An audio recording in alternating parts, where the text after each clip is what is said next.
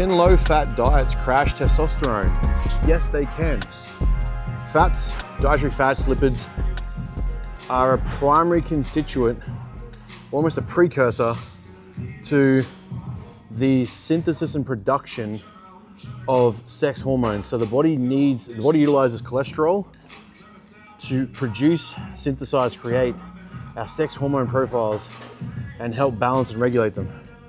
So an absence of dietary fats or a low-fat diet, when not offset by something like an exogenous hormone, e.g. testosterone, you are going to have a drastic reduction in your ability to produce your sex hormones. You're going to reduce the body's ability to produce them. You're going to disrupt or dysregulate the levels of sex hormones in your body, meaning progesterone, estrogen, and testosterone. As a precursor, dietary fats, especially good or healthy dietary fats, so poly and monounsaturated fats, are essential to your sex hormone axis.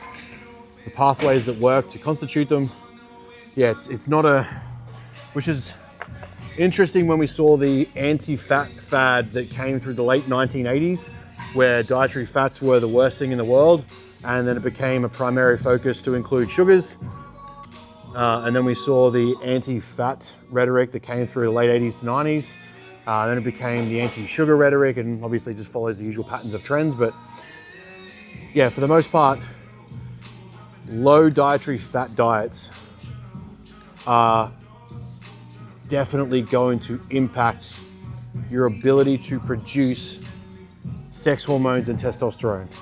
So chronic dieting, chronic deficits, low intake of calories, low intake of dietary fats are all going to reduce the body's ability to produce testosterone, to produce sex hormones. It's going to have a lot of downstream effects, plus the other cascade of benefits that comes from a sufficient level of dietary fats. The best advice, realistically, does not get too nuanced with it, is aim for 0.6 to 1.2 grams per kilogram of body weight. Use that as your metric for dietary fat intake and make the calories up out of that.